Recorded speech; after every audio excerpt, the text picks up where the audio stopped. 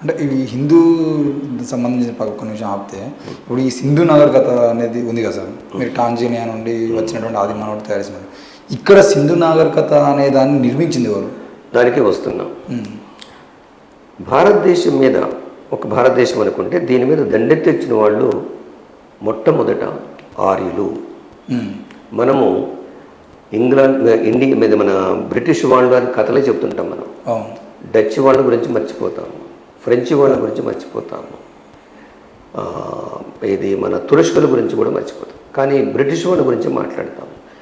ఒక మేధావి నాతో మాట్లాడుతూ 2014లో నిర్మల్లో, అసలు బ్రిటిష్ వాళ్ళు వచ్చేంత వరకు మన దేశంలో కులాలు లేవు సార్, ఇప్పటికీ అదే జరుగుతుంది, వాళ్ళ పుస్తకాల్లో కూడా రాస్తున్నారు. కులాలు లేవు, బ్రిటిష్ వాళ్ళు వచ్చే కుల వ్యవస్థను పెట్టారు అంటున్నారు. కుల వ్యవస్థను పెట్టినటువంటి క్రిమినల్స్ ఎవరు? మొట్టమొదట వచ్చిన వాళ్ళు ఆర్యులు. ఆర్యుల దండయాత్ర సింధు నాగరికతని ధ్వంసం చేసింది. ఇది ధ్వంసం కావలేదు, ఆర్యులకు ప్రమేయం లేదు, ఆర్యులే నిర్మించారు సింధు నాగరికతను అనేటువంటి కథలు కూడా మొదలైనవి. కాబట్టి మొట్టమొదట ఈ దేశం మీద దండెత్తి వచ్చిన వాళ్ళు మనం ఈ విధంగా చూడాలి. దండెత్తి వచ్చిన వాళ్ళు ఆర్యులు, వాళ్ళ తర్వాత గ్రీకులు,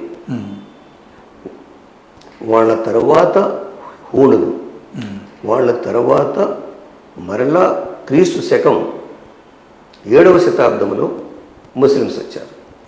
7వ శతాబ్దంలో ముస్లిమ్స్ వచ్చారు. ఖాసిం అనే అతని ద్వారా 712లో, తర్వాత ఇది 11వ శతాబ్దంలో వచ్చారు, 15వ శతాబ్దంలో వచ్చారు. అయితే మనము గుర్తించవలసిన విషయం ఏమిటంటే ఆర్యుల మీద ఇక్కడున్నటువంటి ఒరిజినల్ ఇన్హాబిటెంట్స్ మూలవాసులు తిరగబడ్డారు. తిరగబడ్డటువంటి చరిత్రే ఆర్య అనార్య యుద్ధాలు. ఈ అనార్యులు ఎవరు? మీకు ఋగ్వేదములో 10వ మండలం వరకు కులాలు కనపడవు.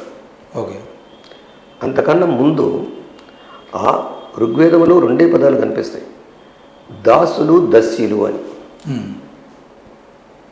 ఈ 2 పదాలు కనిపిస్తాయి. దీనికి ఒక మీనింగ్ ఉంది, వీటికి నేను తర్వాత చెప్తాను. ఈ ఆర్యులు ఎవరు అంటే ఆర్య త్రైవర్ణిక అని ఒక ఋగ్వేదంలో ఒక శ్లోకం ఉన్నది. ఎవరు ఈ త్రివర్ణాలు ఎవరు? బ్రాహ్మణ, క్షత్రియ, వైశ్య. మొదట 2 బ్రాహ్మణ క్షత్రియ వచ్చారు. వీళ్ళు దేశదిమ్మరులుగా ఆ ప్రాంతాలలో తిండి లేక రష్యా కింది భాగం, ఇప్పుడు ఉజ్బెకిస్తాన్, కజకిస్తాన్ ఇవన్నీ ఉన్నాయి కదా, ఇరాన్, ఈ ప్రాంతాల నుంచి అక్కడ ప్రాంతాలలో మొత్తం ఎడారి ప్రాంతాలకు తిండి లేక ఇటు వచ్చారు. ఇటు వచ్చి ఎట్లా వచ్చారు? వాళ్ళు కేవలం గుర్రాలు, ఆవులు, మగవాళ్ళే వచ్చారు, ఆడవాళ్ళు ఎక్కువ తీసుకురాలేదు. అదే చూపిస్తుంది ఇక్కడ స్టడీ, డిఎన్ఏ స్టడీలో నార్త్ ఇండియన్ మేల్స్లో ఉన్నటువంటి డిఎన్ఏకును సౌత్ ఇండియాలో ఉన్న మేల్స్కున్న డిఎన్ఏ చాలా డిఫరెంట్గా ఉన్నది. నార్త్ ఇండియాలో ఉన్నటువంటి ఫిమేల్స్లో ఆడవాళ్ళలో ఉన్న డిఎన్ఏకును సౌత్ ఇండియాలో ఉన్న ఆడవాళ్ళకున్న డిఎన్ఏ మధ్యన తేడా లేదు. This is what David Reich, who is authority on DNA, and Tony Joseph, who have written the books. కాబట్టి మొట్టమొదట బ్రాహ్మణ క్షత్రియులు వచ్చిన తర్వాత వాళ్ళని ఎదుర్కోవటానికి సింధు ప్రజలు తిరగబడ్డారు. మీకు దీంట్లో చెంబర దివోదాస్ యుద్ధం అని ఒకటి ఉంటుంది. 40 సంవత్సరాల యుద్ధం జరిగింది. హిమాలయ పర్వతాల దగ్గర చెంబర దివోదాస్ యుద్ధం 40 సంవత్సరాలు జరుగుద్ది. సింధు నాగరికతల తవ్వకాలలో గొడ్డలి వేట్లు పడతాయి తల మీద, పుర్రెల మీద. ఆ పుర్రెలు బయటపడ్డాయి. వీళ్ళు ఏ కథలు చెప్పినా కూడా నమ్మడానికి నేను సిద్ధంగా లేను, నా ప్రజలు కూడా సిద్ధంగా లేరు. సో ఈ సిచ్యువేషన్ మొత్తం ఎందుకు వచ్చిందంటే ఆర్యులు ఎదుర్కొన్న వాళ్ళని రాక్షసులు అని పేరు పెట్టారు. వీళ్ళంతా ఎవరు? యాక్చువల్గా ద్రవిడియన్స్. ఈ ద్రవిడ జాతులలో నాగజాతి చాలా ప్రాముఖ్యమైంది. ఈ నాగజాతి బిడ్డలమే మేము. ద్రవిడియన్స్లో ఉన్నటువంటి నాగ, నిషాద, తర్వాత ముండ, గోండు, ఈ ప్రజలు మేము ఎప్పుడైతే ఈ ఫైట్ చేయటం మొదలుపెట్టామో వీళ్ళు రాక్షసులు అని చెప్పేశారు. రావణుడు, బకుడు, నరకుడు,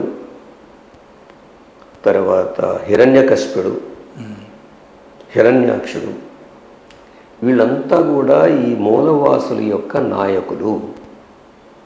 రావణుడు బ్రాహ్మణుడు అని చెప్పుకొస్తారు. ఒట్టి పురాణ కథ, పొక్కిడి పురాణ కాదు అది. రావణుడు బ్రాహ్మణుడు కాదు, ఈ దేశ మూలవాసుల యొక్క రాజు.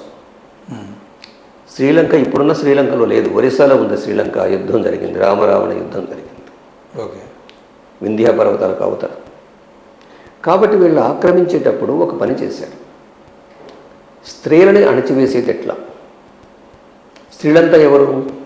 ఆర్యుల స్త్రీలు కాదు వీళ్ళు, ఇక్కడ స్త్రీలు. ఈ స్త్రీలను అణచివేసేది ఎట్లా. రెండోది ఇక్కడ ఉన్నట్టు మూలవాసులు మొత్తాన్ని అణచివేసేది ఎట్లా అనే పద్ధతిలో యుద్ధం చేసుకుంటూ వచ్చారు, ఆక్రమించారు. వింధ్యా పర్వతంలో ఆక్రమించారు. అందుకనే దానికి ఆర్యావర్తం అని పేరు వచ్చింది. ఇక్కడ ద్రవిడిస్తాన్ అనే పేరు ఉంది, అక్కడ వింధ్యా పర్వతాల అవతల ఆర్యవర్తం అని ఉంది. అయితే బ్రాహ్మణిజం ఎప్పుడైతే ఛాలెంజ్ ఎదుర్కొంటుందో అది రాజీ పడుద్ది. దానికి ఉన్న లక్షణం ఏంటంటే దానికి హయ్యెస్ట్ ఫ్లెక్సిబిలిటీ ఉంది. ఓకే. హయ్యెస్ట్ ఫ్లెక్సిబిలిటీ ఉంది, హయ్యెస్ట్ అకామిడేషన్ ఉంది. ఈ రెండు క్యారెక్టర్స్ బ్రాహ్మణిజానికి గొప్ప ఆయుధాలు. ఋగ్వేదములు చెప్తాడు, మా నాలుకే మా యొక్క ఏది పెట్టుబడి అంటాడు వాడు. మా నాలుక మా పెట్టుబడి అంటే ఏమిటది? మన ఇప్పుడు పాగలగల చేసేసి మెంటల్గా చేసేసి మొత్తం నమ్మిస్తున్నారు చూడు, అది దేని ద్వారా చేస్తున్నారు? నాలుగు ద్వారా చేస్తున్నారు, చదువు ద్వారా చేస్తున్నారు. ఇవన్నీ చదువుతారేమో అని చెప్పేసి భయపడి శూద్రులు మొత్తానికి విద్య అవసరం లేదు, స్త్రీలకి శూద్రులకి విద్య అవసరం లేదు అన్నారు.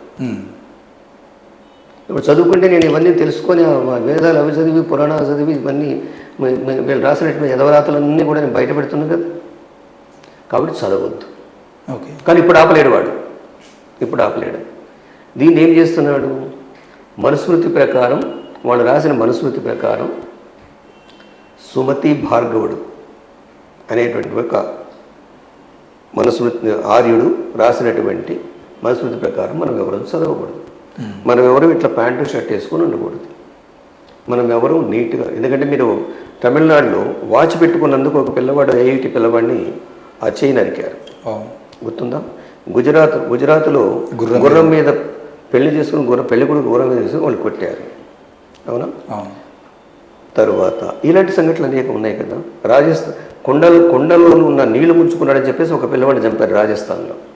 ఇవన్నీ ఉన్నాయి కదా మన చరిత్ర ముందు, ఇప్పుడు కూడా జరుగుతున్నాయి కదా. ఇప్పుడు జరుగుతుంది. నిన్నగాక మొన్న ఈశ్వరమ్మ కొల్లాపూర్లో చెంచూర్ స్త్రీ, అదంతా మీరు చూసే ఉంటారు కదా, పేపర్లో వచ్చింది కదా. ఇటువంటి క్రిమినల్ యాక్టివిటీ ఎక్కడి నుంచి వస్తుంది? ఏ ఫిలాసఫీ ఆధారంగా వస్తుంది? మోస్ట్ క్రిమినల్ అంటే ఒక మిలియన్ న్యూక్లియర్ బాంబుల కన్నా ప్రమాదకరమైంది ఈ ఫిలాసఫీ, బ్రాహ్మణిజం. ఓకే. ఈ బ్రాహ్మణిజం దురదృష్టం ఏంటంటే మన అందరి మైండ్లో ఉంది. మీలో బ్రాహ్మణిజం ఉంది, నాలో బ్రాహ్మణిజం ఉంది, అంతే. అంటే మన మైండ్లో ఇంకిపోయింది అది. ఈ బ్రాహ్మణిజాన్ని ఎట్లా తుడిచేయాలి? రోజు మనం మొహం కడుక్కొని స్నానం చేస్తామే, అదేవిధంగా మైండ్లో నుంచి బ్రాహ్మణిజం కూడా తుడిచిపెట్టాలి. ఫార్మలిన్తో గడిగినా కూడా ఇది పోదు. రోజు మన ప్రయత్నం మనం చేస్తేనే. ఆ ప్రయత్నం ఏ విధంగా ఉండాలి? Rakesh is equal to me, I am equal to Rakesh, I'm not less than anybody, I'm not more than anybody అనే కాన్సెప్ట్ ద్వారా, ఒక హ్యుమానిటేరియన్ కాన్సెప్ట్ ద్వారానే బ్రాహ్మణిజాన్ని మనం ధ్వంసం చేయొచ్చు. ఈ దేశానికి పెట్టిన అతి ముఖ్యమైనటువంటి ప్రమాదకరమైనటువంటి జబ్బు బ్రాహ్మణిజం. అది ఒక ఫిలాసఫీ, అది ఒక క్రిమినల్ ఫిలాసఫీ చెప్పాలంటే.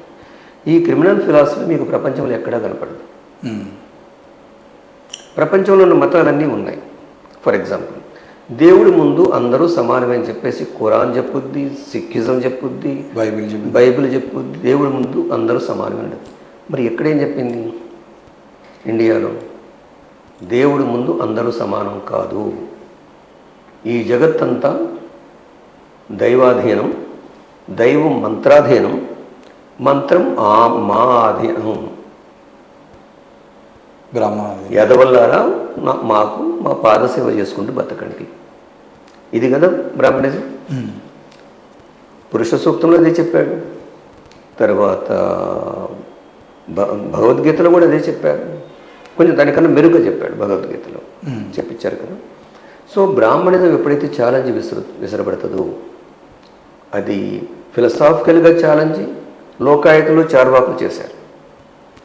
తర్వాత బుద్ధిజం బ్రహ్మాండంగా దాన్ని కౌంటర్ చేసి ధ్వంసం చేసింది. కానీ బుద్ధిజాన్ని ధ్వంసం చేసింది ఎవరు? మళ్ళా బుద్ధిజంలో దూరినటువంటి మళ్ళా బ్రాహ్మణిజమే. ఓకే. అదేవిధంగా బ్రాహ్మణిజం చేసినటువంటి అదవ పనులు ఏమిటంటే బుద్ధిజాన్ని నాశనం చేసింది, క్రిస్టియానిటీ నాశనం చేసింది, ఇస్లాంను నాశనం చేసింది, అదేవిధంగా హేతువాదులను నాశనం చేసింది, హేతువాదాన్ని, మార్క్సిజాన్ని నాశనం చేసింది, నక్సలిజాన్ని నాశనం చేసింది. ఓకే. సో మన దేశం మీద దండెత్తి వచ్చినటువంటి గ్రీకులు వెళ్ళిపోయారు, తర్వాత డచ్ వాళ్ళు వెళ్ళిపోయారు, ఫ్రెంచ్ వాళ్ళు వెళ్ళిపోయారు, బ్రిటిష్ వాళ్ళు కూడా వెళ్ళిపోయారు. ఎవరు మిగిలారు ఇక్కడ? మొట్టమొదటి దండెత్తి వచ్చినటువంటి ఆర్యులు మిగిలారు. వాళ్ళు ఈ దేశం మాది అంటున్నారు. ఈ దేశంలో ఉన్నటువంటి మూలవాసులు ఎన్నటికీ వీళ్ళని క్షమించరు, ఎప్పటికీ వీళ్ళని ఓన్ చేసుకోరు, సొంతం చేసుకోరు.